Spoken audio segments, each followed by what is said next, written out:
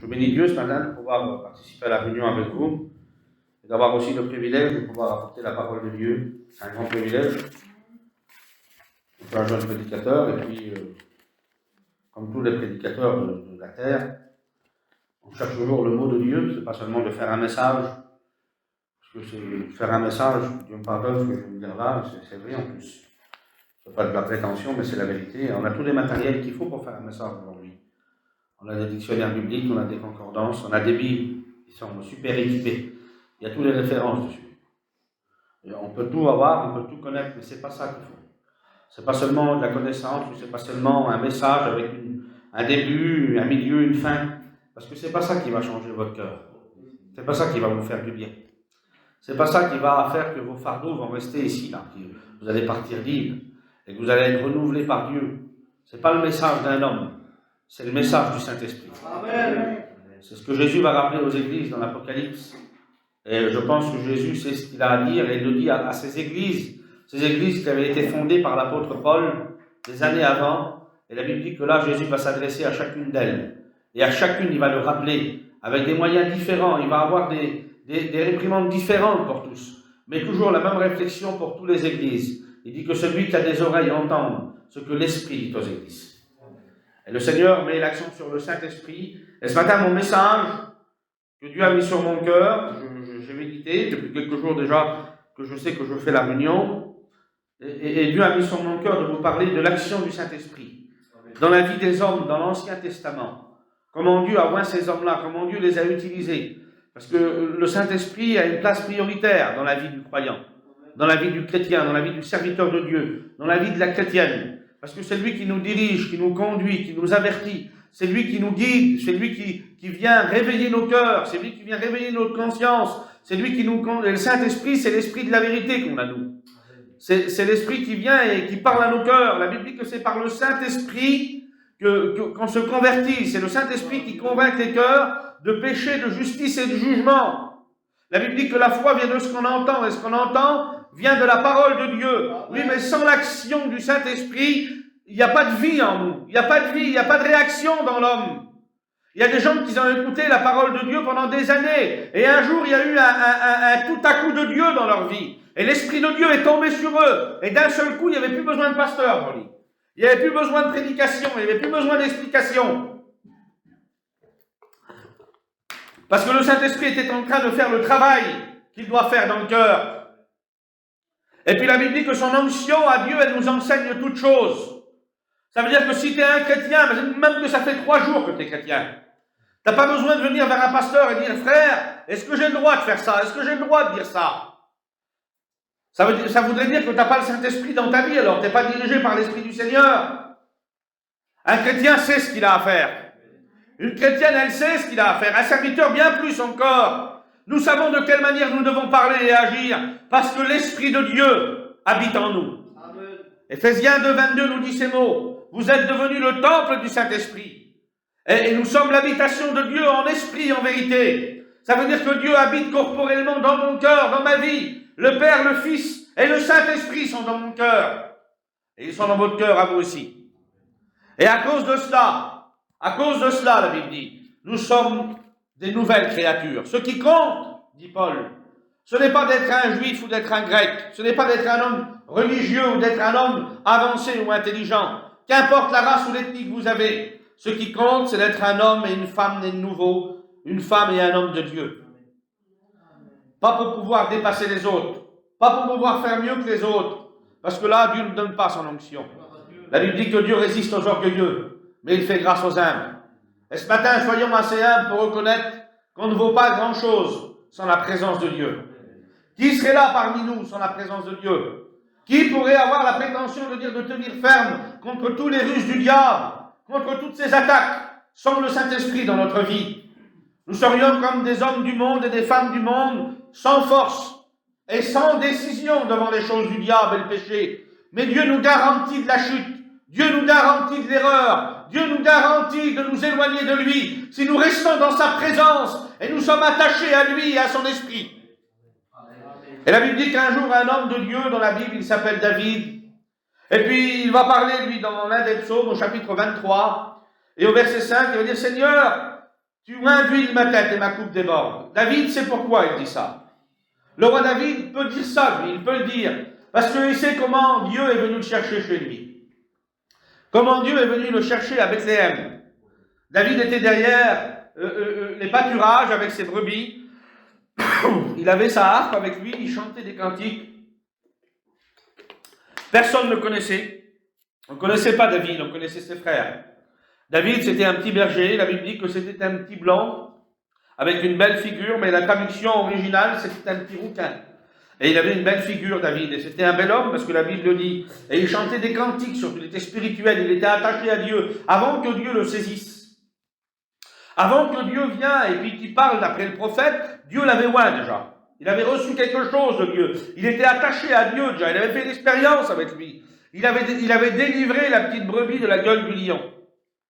Il avait arraché la brebis de la patte de l'ours. Il fallait être quelqu'un pour faire ça. Et sans épée, sans rien du tout.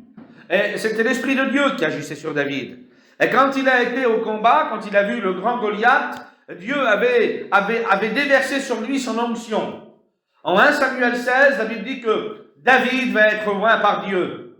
Sans l'onction que Dieu lui avait donnée et que Dieu lui donnait au travers du prophète Samuel, David n'aurait jamais pu combattre.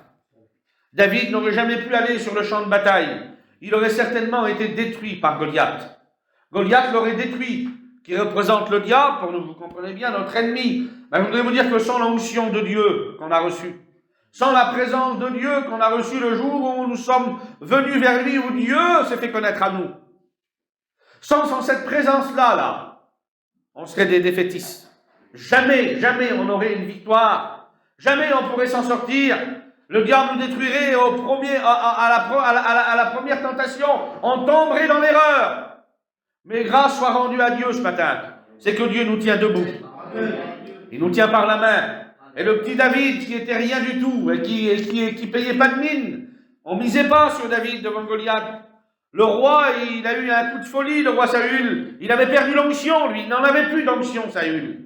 Saül n'avait plus la présence de Dieu. Alors il restait là, il avait peur. Sans la présence de Dieu, on a des craintes et des peurs. La Bible dit que l'amour parfait, elle bannit la crainte. Et cet amour-là, c'est Jésus. Et le roi David, on connaît son histoire, il va prendre Goliath, il va le tuer, il va lui couper la tête. Et puis, la pierre qui va être jetée, David, il n'a pas gagné parce que c'était un spécialiste du jet de pierre, c'était un spécialiste de la fronde, non? Sinon, il serait charave, David, il aurait dit, c'est moi, je suis un spécialiste, moi. Je sais viser, non? C'est la main de Dieu qui a dirigé la main de David. Il était intouchable, le Philistin. Le casque du Philistin, il était fait de manière à ce que tout le visage soit couvert. Et il y avait juste un défaut, une faille. Oui, mais Dieu connaît la faille de l'ennemi. La faille, David, il ne l'avait pas vue. Il était beaucoup trop loin, Goliath. Et elle était infime, elle n'était pas grande, elle était vers le front, là. C'était la faille du casque philistin. Et Dieu a pris la pierre et il l'a fait tomber dans la faille du casque philistin. Et David a pris l'épée et lui a coupé la tête. Mais David, tout au long de sa vie, il savait que c'était Dieu qui avait donné la victoire à Israël. Vous savez que chaque victoire que nous avons, j'ai aimé l'expérience de la sœur parce que, au travers de cette expérience-là, qu'elle a dit, la sœur, que ça fait 18 ans qu'elle a été guérie, elle glorifie Dieu, c'est Dieu qui guérit. C'est Dieu qui fait grâce. Et c'est Dieu qui fait tout ce qu'il peut faire pour nous. Tout vient de lui, c'est lui. C'est lui qui nous donne la victoire. C'est lui qui nous rend victorieux. Et le grand David avait compris ça. C'est pour ça que c'était le roi selon le cœur de Dieu. David n'avait pas le cœur selon Dieu. C'est bizarre ce que je dis qu'on lit, hein? Mais c'est vrai. S'il aurait eu le cœur selon Dieu, il n'aurait pas tué Uri et il n'aurait pas Toraf sa femme. Parce que voilà ce que David a fait. Et si ça aurait été un homme qui aurait écrit la Bible, certainement qu'ils auraient effacé ça. Mais la Bible dit dans 2 Timothée 3,16 que toute écriture est inspirée de Dieu. Le souffle de Dieu, c'est comme ça la vraie version, parcourt toutes les Écritures. Le Saint-Esprit parcourt toute la Bible. Et le Saint-Esprit qui est authentique et qui est l'Esprit de la vérité, a voulu que toutes les vérités de la Bible soient écrites, même l'adultère et le meurtre de David. Donc, s'il avait le cœur de Dieu, il ne pouvait pas faire ces choses. S'il avait le cœur de Dieu, il ne pouvait pas faire de telles choses. Le seul qui avait le cœur de Dieu, il s'appelle Jésus. C'est lui le cœur de Dieu, c'est Jésus. David était l'homme selon le choix de Dieu. Selon son cœur, Dieu l'avait choisi. Mais David n'avait pas le cœur comme Dieu. Il avait un cœur après Dieu, un cœur qui se repentait. Toute sa vie, David a pleuré pour son erreur. Mais le seul qui est venu sur la terre et qui avait la marque du Père dans son cœur, qui n'a jamais péché, qui n'a jamais triché, qui a été oint comme jamais un homme n'a été oint, c'est Jésus de Nazareth. Aucun autre que lui. Aucun autre. Aucun autre homme. Aucun autre homme de la Bible, parce que Jésus fait partie de la Bible. Jésus, c'est le sceau de la Bible. C'est le sceau des prophètes. C'est le sceau des visions. C'est ce qu'il est écrit dans Daniel. Daniel 9, verset 24, il dit « Un temps viendra où la prophétie sera scellée et la vision prophétique sera scellée. » Je voudrais vous dire que Jésus, selon Apocalypse, chapitre 19 et verset 10, la Bible dit que là, l'ange est tellement beau devant Jean. Il est tellement grand, l'ange qui est là. Et puis Jean, c'est un homme comme vous et moi, il est transporté au ciel. Et l'ange qui est devant lui, il a tellement de gloire et tellement de magnificence, cet ange-là, qu'il veut l'adorer. Il veut adorer l'ange. L'ange, il dit « Arrête, adore-moi pas. Adore Dieu. » Il dit, moi je suis ton compagnon de service. Il dit, adore Dieu. Et Jésus, il dit, c'est l'esprit de la prophétie. Quand Jésus est venu sur la terre, dans Hébreux 10 et verset 5, il nous a dit ces mots. Et c'est Dieu, c'est Jésus qui va le dire à Dieu. Il dit, comment tu m'as introduit dans le monde, tu m'as formé un corps. Le Saint-Esprit a formé un corps à Jésus. Jésus existait de toute éternité. Il a créé le ciel avec son Père. Psaume 90, verset 2. D'éternité en éternité, tu es Dieu. Avant que les montagnes fussent créées, tu existais. Avant que la terre ait un commencement, tu existais. Proverbe 8, il dit, l'Éternel me possédait dès ses œuvres les plus anciennes, depuis le jour de l'éternité. Michée 5, la Bible dit ces mots. Il dit, celui qui viendra des temps éloignés et dans l'origine remonte au jour de l'éternité. Jésus, il dit, il viendra à Bethléem, Michée 5, et il dominera sur Israël, mon peuple. Donc Jésus est celui qui est venu de la part du Père, qui est venu sur la terre et qui a dit ces mots dans Hébreux 10.5. Il dit, quand tu m'as introduit dans le monde, tu n'as voulu ni sacrifice et ni offrande. Les deux choses que Dieu demandait dans l'Ancien Testament pour pardonner les peuples, pour pardonner les péchés, pour que le péché soit couvert. Mais il dit, tu m'as formé un corps et me voici, ô Dieu, avec ce corps pour faire ta volonté. Parce que dans le rouleau du livre, il est question de moi. Jésus est venu pour accomplir toutes les prophéties qui le concernaient. Quand il est venu sur la terre, Jésus a accompli 318 prophéties qui le concernaient, concernant les miracles, concernant les résurrections, concernant les grands miracles et les prodiges qu'il a fait, mais surtout sa mort et sa résurrection. Le Fils de Dieu devait venir et mourir sur la terre. La Bible dit que les hommes de l'Ancien Testament qui étaient animés par le Saint-Esprit et qui étaient oints par Dieu, c'était des hommes qui étaient poussés pour parler de la part de Dieu. Ils ont été poussés par Dieu, par le Saint-Esprit pour annoncer les oracles de Dieu. Tous les prophètes de l'Ancien Testament comporte 39 livres. Plus de la moitié de l'Ancien Testament sont des livres prophétiques. Dieu a mis l'accent sur la prophétie dans l'Ancien Testament parce que les hommes avaient besoin d'être oints. Ils avaient besoin d'être oints d'une onction particulière pour le combat comme David, mais pour prophétiser aussi comme David. Parce que David a prophétisé aussi. Et la Bible dit que Dieu un jour va parler et il va dire, j'ai juré une fois dans ma sainteté, mentirai-je à David? Il dit, je ferai que son trône ne sera jamais détruit. Je ferai que ses fils m'obéiront à toujours. Je n'éloignerai pas mon amour de lui et je ne briserai pas mon alliance avec David. Et ça, c'est Dieu. Et Jésus, vous ne pouvez pas faire plus grand homme que lui. Les hommes de la Bible, je saute un peu mon message, mais je reviens maintenant. Vous ont été des hommes extraordinaires. Dans le livre des Psaumes, chapitre 89, Dieu lui-même rend témoignage de David. Parce que ce qui est important, ce n'est pas de rendre témoignage de soi-même. Faites attention à ceux qui rendent témoignage de eux-mêmes. La Bible dit qu'un autre te loue et non ta bouche. Et il faut que c'est Dieu qui rend témoignage. Et ça, c'était la marque de Dieu pour approuver un homme dans l'Ancien Testament. C'est Dieu qui parlait de cet homme-là. Vous ne pouvez pas faire plus grand que le grand Moïse, on va en parler après. Mais dans le psaume 89, verset 20, Dieu parle. Il dit, alors tu parlas dans une vision à tes fidèles. Et tu dis, j'ai prêté mon secours à un héros. J'ai élevé du milieu du peuple un jeune homme. J'ai trouvé David, mon serviteur, et je l'ai oint de mon huile sainte. Dieu en parle dans les psaumes. Il dit, c'est David que j'ai trouvé. Je l'ai trouvé dans les champs de Bethléem. À peu près 120 ans avant la naissance de David, ça se passe dans le livre de Ruth. Une femme qui vient de Moab, elle a 2 belles filles. Elle en a une qui s'attache à elle, Et puis cette femme qui s'attache à elle, elle reste avec sa belle-mère, avec Naomi. Et puis l'autre, elle repart, mais elle reste, c'est-à-dire dit, ton Dieu, ça sera mon Dieu, et ta nation, ça sera ma nation. Et elle arrive dans une ville, cette ville-là, c'est Bethléem. David n'est pas là encore, il n'existe pas. C'est son arrière-mamie à David. Et Boaz, il vient, c'est le patron de la ville, c'est le plus riche, c'est la famille de la femme qui est là, et il dit, moi je vais la racheter. Je vais racheter Ruth. Et la Bible dit que quand il va la racheter, ça va devenir son épouse, et il va venir avec elle pour se marier devant la porte à Jérusalem, à Bethléem. Et quand il va être devant la porte, il y a une prophétie qui va se lever de la part des anciens. Et je me répète ce matin, Dieu, il veut mettre en avant ce matin, pour moi, pour ma part à moi, d'être un homme d'onction, d'être un homme de la présence de Dieu. Je ne sais pas pour vous si vous en avez besoin, mais moi j'en ai besoin. J'ai besoin d'être un homme de la présence de Dieu. J'ai besoin d'être quelqu'un qui est rempli par la présence de Dieu. Pas pour dépasser mes frères, mais pour devenir sage. C'est Eliou qui disait ça, l'ami de Job. Il disait, je pensais que les vieillards et les cheveux blancs m'apprendraient la sagesse. Mais il dit, j'ai réalisé quelque chose. Job 32, verset 8. Ce qui fait dans l'homme, en vérité, c'est l'esprit, le souffle du Tout-Puissant qui l'anime. Et je voudrais vous dire quelque chose. Ce qui est le plus important pour un prédicateur, ce qui est le plus important pour un chrétien, ce qui est le plus important pour une chrétienne, une femme de prédicateur, c'est d'être quelqu'un de loin, d'avoir l'Esprit de Dieu en nous. Cet esprit-là, elle nous dirige, elle nous conduit, je me répète, et on en a besoin pour marcher avec Dieu. Elle nous donne d'être adroit, elle nous donne à faire attention à ce qu'on dit. Elle nous donne un équilibre. Les bonnes idées ne nous feront pas éviter des erreurs. Parce qu'avec des bonnes idées, on peut faire des grandes erreurs. Mais avec l'Esprit de Dieu, aujourd'hui, avec le Saint-Esprit dans notre vie, on ne fait pas d'erreur. On est dirigé par lui. C'est pour ça qu'un jour, Dieu va dire sur Josué, agis d'après tout ce qui est écrit.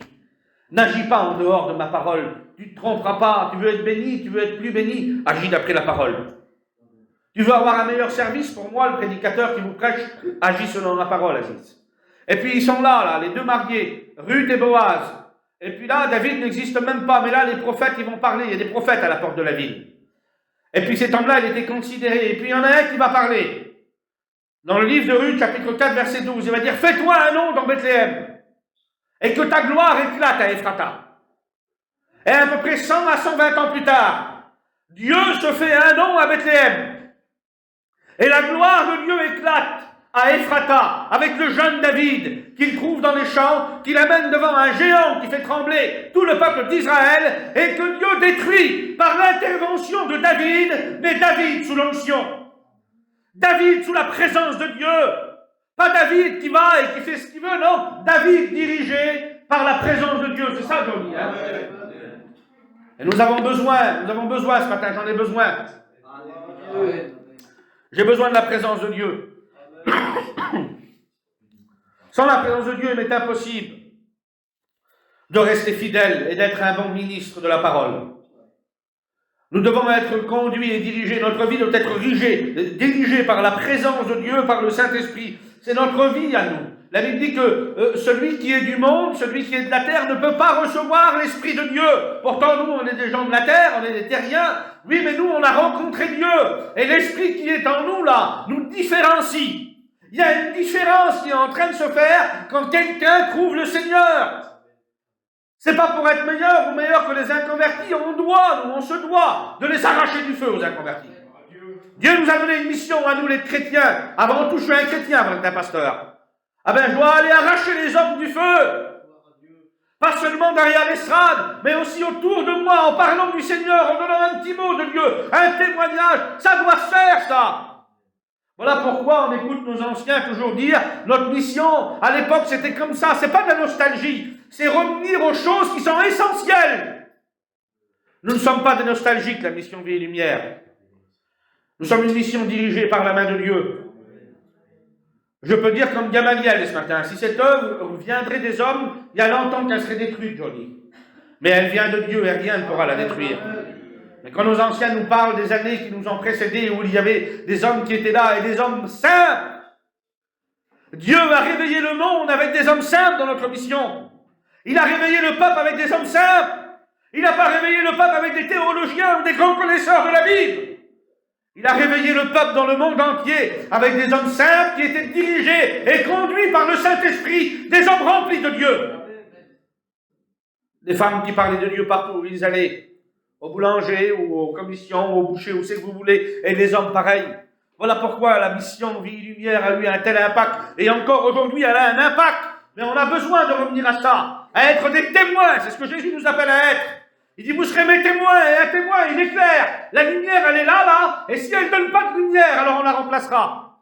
Que Dieu nous garde de nous remplacer. Il le dit dans l'Apocalypse. Il dit, repens-toi. Il dit, sinon je viendrai, j'enlèverai le chandelier de sa place.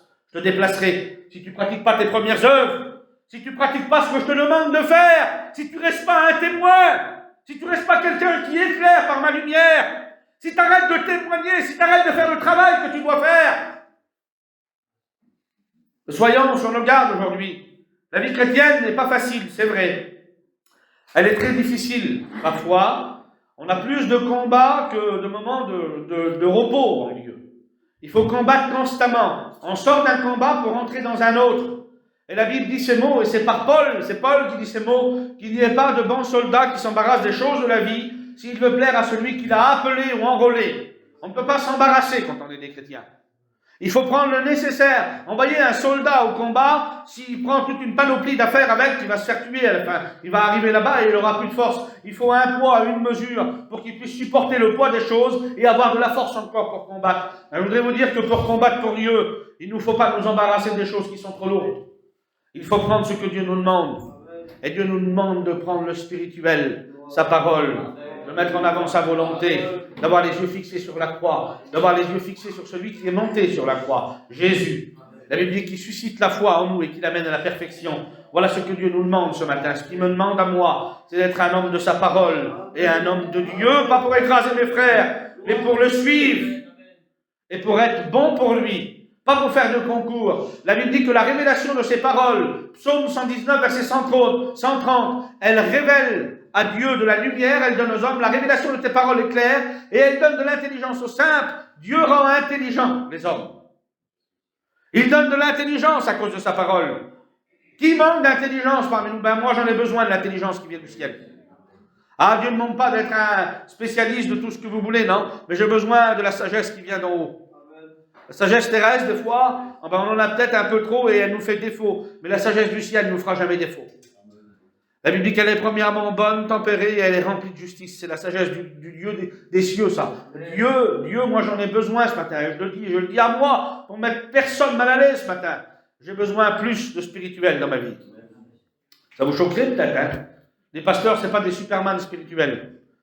Je ne suis pas un superman spirituel, moi. Je ne suis pas là pour dire, je fais comme ça, je fais comme ci, moi je fais ça, moi je ne fais rien du tout, moi. C'est lui qui fait tout. Moi je suis comme vous, je suis un chrétien et j'ai besoin de la grâce de Dieu. Et j'ai besoin de passer du temps dans sa présence pour devenir meilleur. J'ai besoin de me mettre à part. J'en ai besoin. Et plein d'hommes dans la Bible ont été des témoins où Dieu les a utilisés. On ne peut pas parler des hommes qui ont été témoins par Dieu sans parler du grand homme de la Bible qu'on appelle Samson. Son histoire se trouve dans le livre de Juges, chapitre 13. Et la Bible dit que c'est par l'Esprit de l'Éternel que Samson va devenir celui que la Bible décrit, celui qui est capable de déchirer un lion en deux comme un chevreau. Il était avec ses parents et un lion est venu, un lion en plus de là-bas. C'était comme les gros lions qu'on voit partout ici alors, hein, où c'est qu'on voit dans les contrées où il y a des lions. Et là-bas en Israël, ils étaient féroces comme partout. Et il l'a déchiré en deux comme un chevreau. Et ses parents, ils étaient choqués. Ils n'avaient pas l'habitude de voir leur fils comme ça. Oui, mais c'est l'Esprit de Dieu qui était descendu sur lui. La Bible dit que l'Esprit de l'Éternel s'empara. C'est comme si elle l'a pris comme ça, l'Esprit de Dieu. Elle s'est emparée de Samson. Elle ne le quitta plus. Et à cause de ça, il va être celui qui va tuer un lion. À cause de ça, Samson, il va être un homme qui va avoir la capacité, par Dieu, hein, pas par lui-même. Samson, il n'avait pas des bras comme ça, hein, c'est pas vrai. Et puis il n'était pas comme ça, la carrure. C'était un homme de la même nature que nous. Donc il n'était pas super fort, Samson. C'était l'Esprit de Dieu qui le rendait fort. S'il aurait fait 2,50 m et puis 180 kg en muscles, les hommes auraient dit, mais c'est normal, il est capable, hein, il est fort. Non, non, c'est l'Esprit de Dieu qui faisait ça. Dieu nous manque notre incapacité, parce que vous n'êtes pas capable, vous et moi aussi. Et tant qu'on ne se reconnaîtra pas capable, et qu'on ne se reconnaîtra pas des hommes et des femmes avec quelque chose de terrible, mais qu'on a besoin de la grâce de Dieu, Dieu nous bénira. Dieu veut que nous ayons cette attitude de dépendre de lui. Samson tue un lion. Il attrape 300 renards. Essayez d'attraper un renard, allez-y. Il en attrape 300. Et avec ça, il détruit tous les récoltes des Philistins. Après ça, avec une mâchoire d'âne, il se met dans le creux d'un rocher, il tue 1000 Philistins. Je ne sais pas si vous imaginez un petit peu avec l'Esprit de Dieu ce qu'on peut faire. Comment ces hommes sont des exemples pour nous. La Bible dit que Dieu, dans les temps qui nous ont précédés, il a parlé aux hommes par les prophètes. Et Dieu a parlé par ces hommes-là. Bien que Samson n'est pas un prophète, c'est un juge d'Israël. Il est venu juge après le premier juge en Israël, c'était Othniel. Et après, il y a eu Samson. Et puis Samson était un homme extraordinaire. Mais dans la fin de sa vie, Samson a tué plus de Philistins que tout au long de sa vie. La Bible dit que Samson, un jour, il a trahi son secret. Et il a vendu son secret. C'est pour ça que la Bible dit qu'il faut être prudent comme les serpents et humble comme la colombe. Pourquoi Dieu parle du serpent? Il est le symbole du diable dans la Bible. Oui, mais le serpent ne partage pas son territoire. Si vous marchez, que le serpent il est dans un petit buisson, que vous ne le voyez pas, si vous passez à 1 millimètre, là, c'est son territoire, vous êtes à 1 millimètre, il ne vous mord pas. Vous passez le millimètre, il vous mord. Parce qu'il ne partage pas son territoire. Eh bien, le Seigneur veut dire simplement par là, ne partage pas ton cœur. Ne partage pas le secret de ton cœur, le secret qu'on a avec Dieu. On a une vie de secret avec Dieu. Il ne faut pas la divulguer. Il faut que ce soit entre lui et vous, entre lui et moi. Et ça nous garantit de la chute. Ça nous garantit. Le diable voudrait. Il voudrait que les chrétiens ne mettent aucune valeur dans la présence de Dieu, aucune valeur dans les moments avec lui. Et Samson va devenir un homme inutile à cause de ça. La Bible dit que les Philistins vont venir, représentation du diable et des démons, pour leur dieu Dagon, qui représente Satan. Ils vont le prendre, ils vont le faire tourner en rond, ils vont lui crever les yeux. Plus de vision et plus de direction. Voilà ce que le diable voudrait faire. En priorité pour tous les prédicateurs du monde. Il voudrait que nos yeux spirituels soient crevés.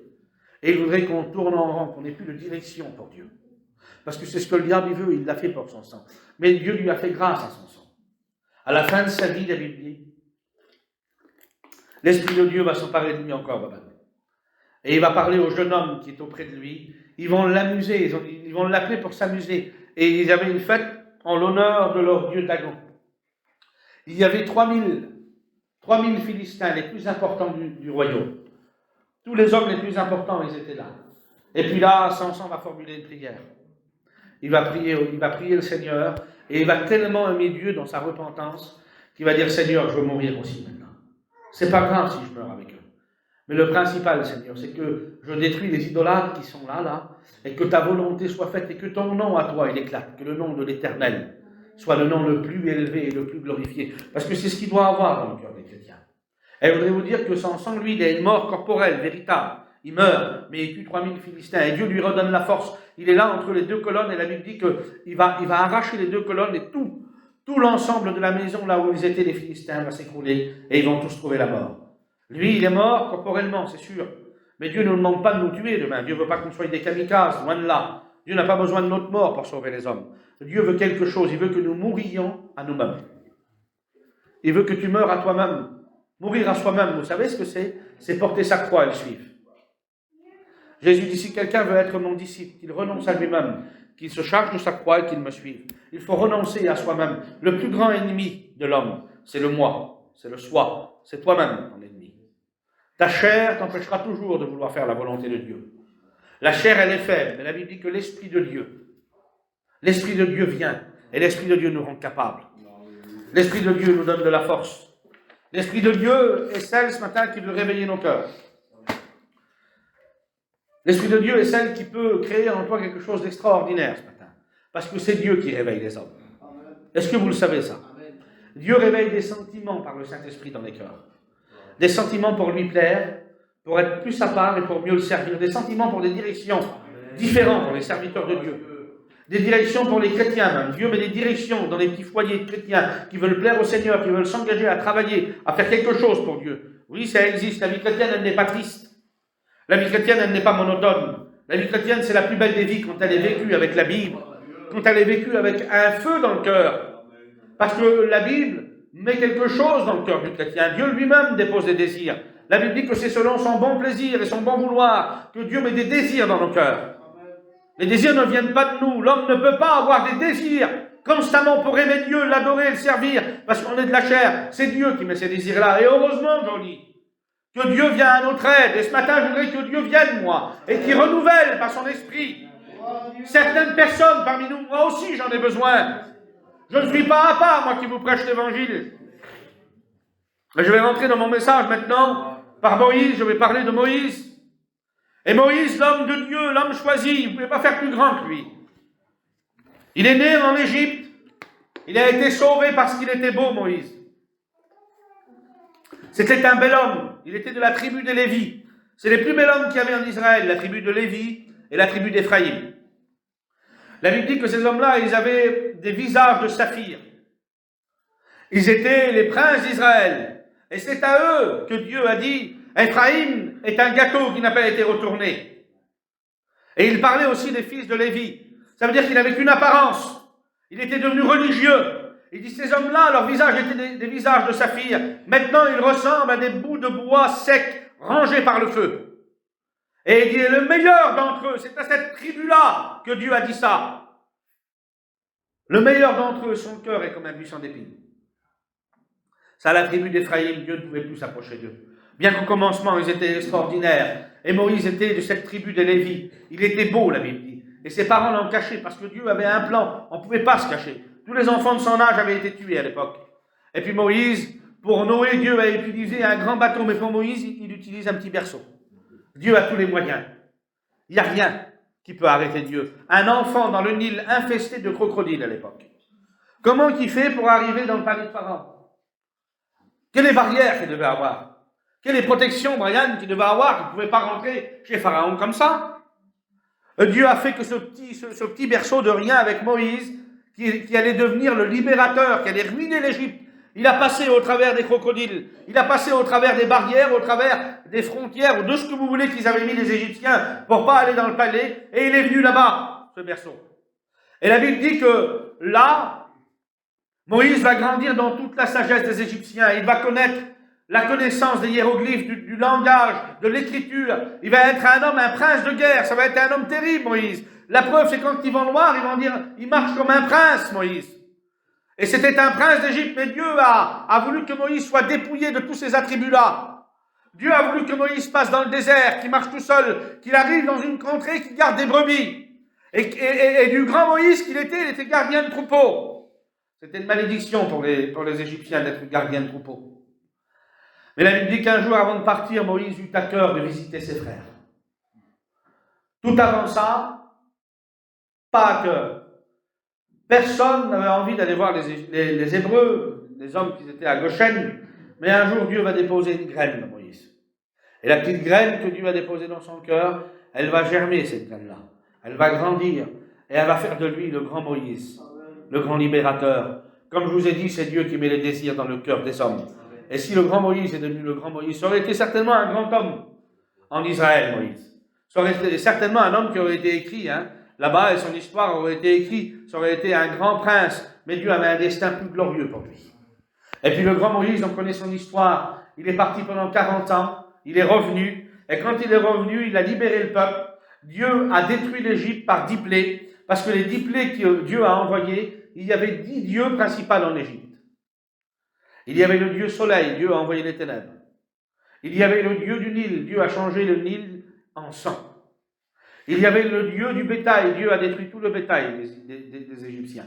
Il y avait le dieu qui protégeait le pays de ses ressources, de ses coins d'agriculture. Dieu a envoyé des sauterelles, ils ont tout mangé. Il y avait le Dieu aussi qui protégeait le pays contre le feu et contre l'eau, parce qu'il disait qu'ils avaient des dieux pour tout. Dieu a envoyé la grêle avec le feu. Il y avait des dieux pour tout. Il y avait le Dieu qui protégeait les Égyptiens contre la mort. C'était le plus grand Dieu. Il était dans la maison de Pharaon, celui-là. C'était le plus honoré. La Bible dit que l'Éternel Dieu, pendant la dernière plaie, a envoyé la mort en Égypte. Et tous les premiers-nés égyptiens sont morts. Aucun premier-né des Israélites a été mort. Pourquoi? À cause du sang qui était sur le linteau des portes Et ce sang-là représentait le sacrifice de Jésus. La garantie contre la mort. Des chrétiens meurent, des pasteurs meurent. Demain, je peux mourir, moi. Mais le sang de Jésus m'a garanti d'une chose. La Bible dit que ce sang-là m'a purifié de tout péché. Pour toujours, le diable ne pourra plus m'accuser. Romains 8, il n'y a plus de condamnation pour ceux qui sont en Jésus-Christ. Et même si je meurs demain, Jésus l'a dit dans Matthieu 12, dans Luc 11, il dit « Je suis la résurrection et la vie. Celui qui croit en moi, même s'il meurt, il vivra quand même, il serait mort. » Et voilà notre espérance à nous. C'est celle-ci. Si dans l'Ancien Testament, Dieu a été une garantie pour son peuple, dans le Nouveau Testament, Dieu a garanti pour le monde entier, toutes les nations, toutes les langues, toutes les races, au travers du sacrifice de Jésus, une vie éternelle.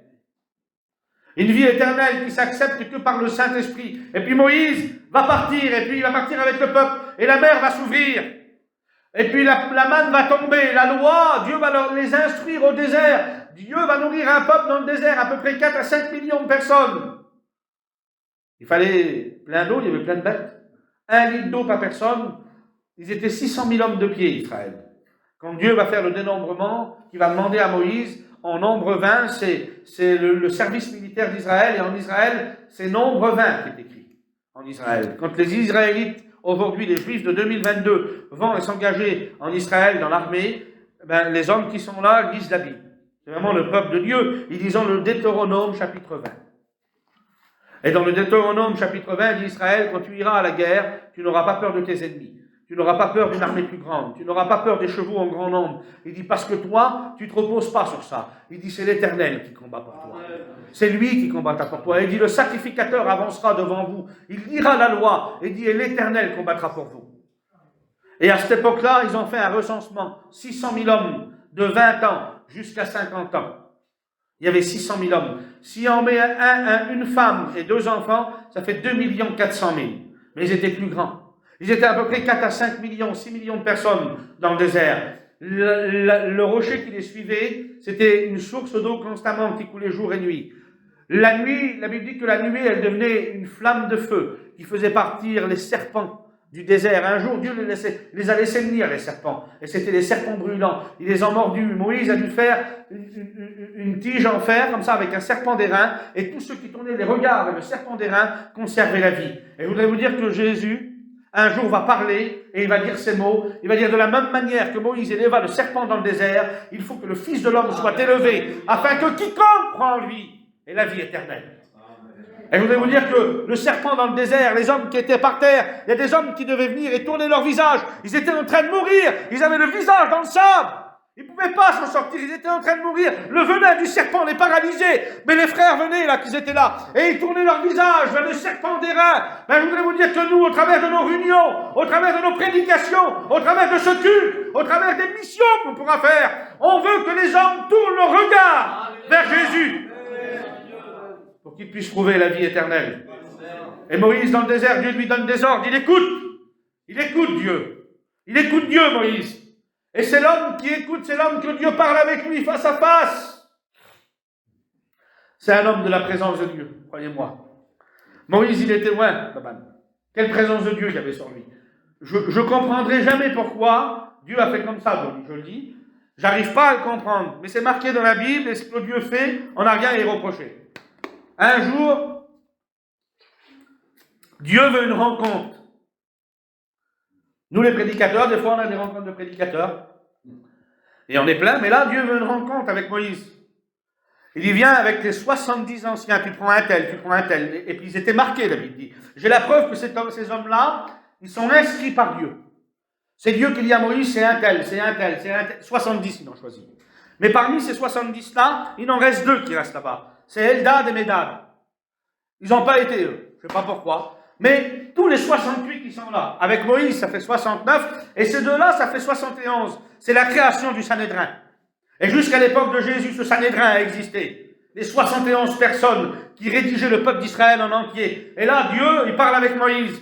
Et puis vous savez ce qu'il dit à Moïse? Moïse, je vais prendre de l'esprit qui est sur toi. Pas vous, un homme béni. Un homme béni, il bénit les autres.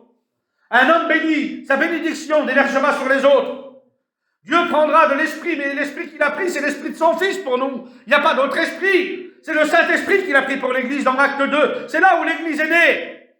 C'est là où tout a commencé, où Pierre a prêché l'évangile et 3000 âmes se sont converties. C'est que par le Saint-Esprit qu'on peut prêcher l'évangile. C'est pas par une connaissance quelconque. Et puis là, Moïse, Dieu va dire, je vais prendre de ton esprit qui est sur toi. Il alimente 70 hommes. La Bible dit que les 68 qui sont avec lui là, ils sont dans la rencontre, devant la tente de la rencontre, devant la tente d'assignation. Mais les deux qui sont là-bas, qui sont restés dans leur tente, Eldad et Médad, la Bible dit que c'est écrit dans le Nombre 11 et verset 25. Je vais le lire avec vous, parce que je pense que c'est important de le lire, Johnny. Il faut le lire. Je lis presque jamais quand je prêche, mais là, je suis obligé de le lire. Nombre 11 et verset 25.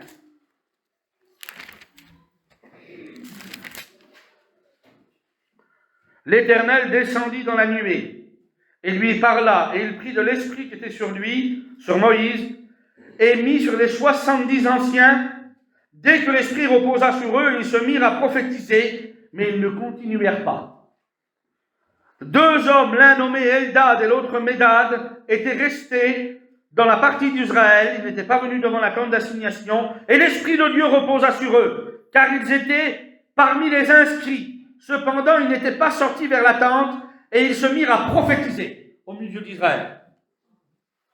Il y en avait 68 avec Moïse, inscrits, 70. Mais les deux là, on ne sait pas pourquoi ils sont restés là, mais parce qu'ils étaient inscrits. Les autres étaient là-bas, loin, peut-être, je ne sais pas, à 700-800 mètres, et les autres de l'autre côté, à 1 kilomètre. L'Esprit de Dieu a tombé sur eux comme ça. Et j'ai voulu savoir pourquoi, moi. Pourquoi ces deux hommes-là, ils ont reçu l'onction comme ça, et ils n'étaient pas là-bas. Leurs noms, ils sont extraordinaires. Eldad et Médad. Eldad, ça veut dire Dieu a aimé. Et Médad, ça veut dire l'amour. C'est des hommes qui sont remplis de l'amour de Dieu. Remplis par l'amour de Dieu. La Bible dit dans Romains 5,5 que l'amour de Dieu est déversé dans nos cœurs par quoi? Par le Saint-Esprit. Et vous savez, quand on a l'amour de Dieu dans nos cœurs, Dieu l'a fait pour Moïse parce qu'il les avait inscrits. Il avait inscrit 70 hommes. Je voudrais te dire que dans le plan de la bénédiction de Dieu, dans le plan de l'amour de Dieu, dans le plan de Dieu pour nous, pour être bénis, on est tous inscrits ce matin. Alléluia. On est tous inscrits. Amen. Le monde entier est inscrit. Et même si on n'est pas toujours où Dieu veut, parce qu'ils ne sont pas où Dieu veut aujourd'hui. Ils ne sont pas devant l'attente. Des fois, tu n'es pas toujours où le Seigneur veut. Mais Dieu, ce matin, il veut que son onction tombe sur toi. Alléluia. Parce que tu es inscrit dans le plan de Dieu pour la bénédiction. Dieu veut te donner son onction ce matin. Il veut que tu sois rempli. Il veut te débarrasser de ce qui t'embarrasse. Vous savez, la présence de Dieu, elle rend libre. Elle nous donne une force terrible, la présence de Dieu. Quelle force qu'elle peut donner, la présence de Dieu. Et puis, dans la Bible, tous ces hommes qui ont été bénis, il y en a d'autres. L'homme qu'on appelle Esdras, un grand homme de Dieu. Et puis le grand Esdras, lui, la Bible dit qu'il est dans le royaume, il est là, et il y a quelque chose qui se passe. Esdras, chapitre 20. Je vous disais tout à l'heure que Dieu réveille les hommes par son esprit. Dieu avait parlé d'un homme dans Ésaïe 42. Il dit, je ferai venir mon serviteur Cyrus, que je tiendrai par la main. Il exécutera toute ma volonté. Cyrus n'existait pas, Johnny. Personne ne le connaissait, mais il n'était pas sur terre. C'était un roi inexistant, mais Dieu avait dit, je le ferai venir, ce roi-là. 250 ans plus tard, Esdras, il est là, dans son royaume, il vient un roi, un Perse, un nouveau roi, il s'appelle Cyrus. Et ce Cyrus-là, sans savoir comment ça lui arrive, Dieu se révèle à lui, et Dieu dit, tu vas faire un édit pour mon peuple Israël, et tu vas faire retourner tous les Juifs de tous tes royaumes, il dominait sur 128 provinces, de tes 128 provinces, tu vas les faire repartir à Jérusalem pour qu'ils bâtissent ma maison. Et Cyrus va parler, il va dire, moi, Cyrus, roi de Perse, l'Éternel m'a donné tous les royaumes de la terre. Et je fais cet écrit, cet édit, que tous ceux qui appartiennent au Dieu de Jérusalem, qu'ils montent et qu'ils construisent la maison du Dieu qui est à Jérusalem. Et il va donner un ordre à toutes les 128 provinces, parce que c'est le Saint-Esprit qui l'avait poussé. La Bible dit que c'est poussé par le Saint-Esprit que des hommes ont parlé de la part de Dieu. Et Cyrus, il va dire ça dans les 128 provinces. Vous donnerez de l'or, vous donnerez de l'argent, vous donnerez le bois nécessaire qu'il faut pour construire la maison du Dieu qui est à Jérusalem, parce que c'est le Dieu des dieux. Un roi païen. Dieu l'avait prophétisé 250 ans avant. Tout est dirigé par Dieu. Tout est conduit par lui. Dieu dirige toute l'histoire de l'humanité par la prophétie. Les hommes ne nous surprendront jamais. On n'est pas surpris qu'il y a des guerres, nous les chrétiens. On n'est pas surpris que ça va mal. Tous ceux qui lisent leur Bible et qui sont un petit peu intentionnés, soit peu ou intéressés par la parole de Dieu, le comprennent que le monde va aller de plus en plus mal. Que le monde n'ira pas de mieux en mieux. Que ça ira de décadence en décadence. Croyez pas que dans 1 an ou 2 ou 3 ans, ça va aller mieux. Ça n'ira pas mieux. La Bible parle que dans les temps de la fin, il y aura des temps difficiles. On en connaît un petit peu de temps difficiles. Regardez, on est des chrétiens, nous on ne veut pas de guerre. Moi, j'en veux pas de guerre. Mais demain, il peut y avoir une guerre en France. Est-ce que les chrétiens de l'Ukraine sont différents de nous, je vous dis? C'est les chrétiens de notre mission, vie lumière en Ukraine. Vous voyez pas si vous imaginez un peu l'œuvre que Dieu a fait parmi nous. Dans ce pays qui est à 1700, 1800 km de chez nous, il y a des chrétiens, vie et lumière, et des pasteurs. Ils ont connu la guerre. Il y en a qui sont morts. Mais c'est vrai, ça peut arriver demain. Je ne le souhaite pas, c'est pas la grande tribulation, ça. C'est des tribulations.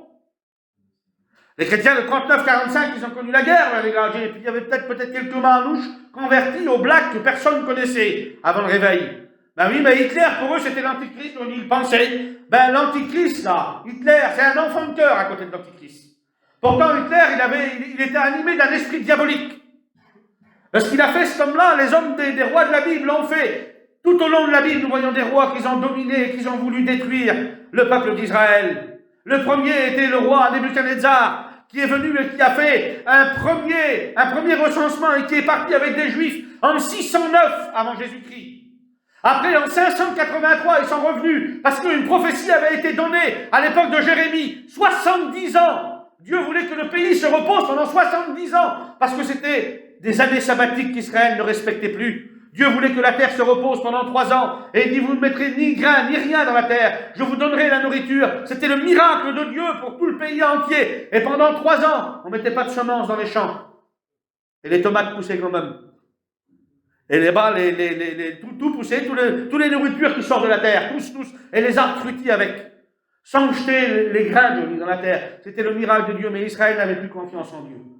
Elle n'a pas voulu laisser la terre se reposer de ses sabbats. Elle a mis quand même du grain. Et à cause de ça, ils ont adoré après. La désobéissance de ça, c'était pas grand-chose, vous allez me dire, c'est de la nourriture. À cause de ça, ils ont creusé des tunnels. Et Dieu les a montrés à Jérémie. Et ils adoraient des reptiles, des dieux d'Égypte qu'ils avaient gardés. Et puis ils adoraient les dieux de l'époque. Le dieu Moloch, l'étoile de Moloch. Ils adoraient aussi les Astartés, les dieux Baal. Et Dieu voyait tout. Et un jour, il a parlé à Jérémie. Il dit, va sur l'esplanade du temple. Et tu diras au fils d'un tel, 25 hommes, tu les feras venir et tu leur diras que moi, l'Éternel, je les ai vus et je les ai entendus. Et que maintenant, je vais faire venir contre eux le roi Nebuchadnezzar, qui les amènera en dispersion. Et Dieu les a amenés 70 ans plus tard. Ils sont revenus, ils ont reconstruit le deuxième temple qui avait été détruit par Nebuchadnezzar, le premier et le deuxième temple a été reconstruit. Et tout ça, sous les yeux des anciens qui étaient là, ils pleuraient, les jeunes se réjouissaient. Mais les anciens avaient connu la gloire du premier temple. Et là, la Bible dit que Dieu avait restauré son peuple. Le peuple était restauré. Il avait rétabli des lois, il avait rétabli ses prescriptions au travers d'Esdras, au travers de Néhémie et au travers de Zacharie, au travers aussi de Zacharie, fils de Sélastiel, et aussi du grand homme Josué, le souverain sacrificateur. Et tous ces hommes-là avaient rétabli l'ordre en Israël, parce que Dieu utilisera toujours des hommes qui se laissent façonner par lui. La Bible dit que David servit en son temps au dessein de Dieu, parce qu'il a voulu servir au dessein de Dieu. Et c'était un homme rempli du Saint-Esprit. Et puis Moïse, l'Éternel réveille l'esprit de Cyrus. Un jour, le roi David va faire une prière, une complainte. Et ça se trouve dans le deuxième livre de Samuel. Deuxième livre de Samuel au chapitre 1. La Bible dit que là, il va pleurer. Parce que, écoutez, quand on n'a pas l'onction, qu'est-ce qui nous arrive? Parce qu'il faut avoir la présence de Dieu pour s'en sortir. Et je vais venir au principal de mon message tout à l'heure, là encore 2 minutes. Or, après la mort de Saül, David, qui avait battu Amalek, se retourna à Tsiglag, où il resta 2 jours. Le 3e jour, voici qu'arriva de chez Saül un homme avec les vêtements déchirés. Lorsqu'il arriva auprès de David, il se jeta par terre et se prosterna et dit, David, d'où viens-tu? Il répondit, je me suis échappé de la bataille d'Israël. David lui dit, qu'est-ce qui s'est passé? Et cet homme-là va dire, Saül et Jonathan sont morts. Et David, Saül en voulait à mort à David. Il voulait le tuer. Il voulait tuer David, Saül. Et Saül s'est caché pas mal de fois. Et la Bible dit qu'à un moment donné, David, il va avoir la victoire donnée par Dieu.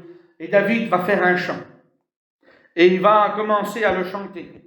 Et il va dire, dans ce chant-là, c'est le chant de l'arc. C'est écrit dans 2 Samuel, chapitre 1, verset 19. Il ordonna de l'enseigner aux fils de Juda, c'est le chant de l'arc. Il est écrit dans le livre du juste. Ton élite d'Israël a été transpercée sur ces hauts lieux. Comment des héros sont-ils tombés? Ne la lancez pas dans Gath, n'emportez pas la bonne nouvelle dans les rues d'Ascalon, de peur que les filles des Philistins ne se réjouissent, de peur que les filles des incirconcis n'exultent. Montagne de Gilboa qui n'est sur vous ni rosée, et ni chant, et ni offrande. Depuis ce temps-là, la montagne de Gilboa, là, à Jérusalem toujours, c'est un bout de terre, il n'y a pas une verdure dessus. Dieu a respecté la prophétie de David.